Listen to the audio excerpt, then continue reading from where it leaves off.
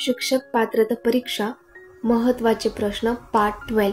प्रश्न पहिला, general intelligence and specific intelligence म्हणजेच जी आणि एस ही संकल्पना कोणी मांडली? तर उत्तर स्पियरमन.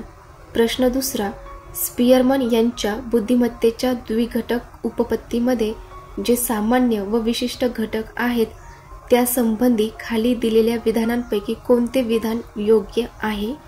तर उत्तर क्षमतांना विकासपूरक असा सामान्य घटक असतो.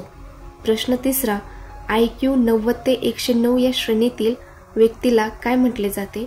तर उत्तर सरासरी बुद्धिमत्ता, ॲव्हरेज इंटेलिजन्स और सामान्य बुद्धिमत्ता. प्रश्न चौथा, भावनिक बुद्धिमत्ता, इमोशनल इंटेलिजन्स या संकल्पनेचा प्रसार कोणी केला? उत्तर डॅनियल गोलमन. प्रश्न पाचवा, एखाद्या विद्यार्थ्याचा IQ सरासरीपेक्षा कमी असल्यास शिक्षकाने काय करावे? तर उत्तर शिकवण पद्धती लवचिक ठेवून त्याच्या गतीनुसार शिकवावे. प्रश्न सहावा, शिक्षक आणि बुद्धिमत्ता चाचणीचे गुण कशासाठी वापरावे?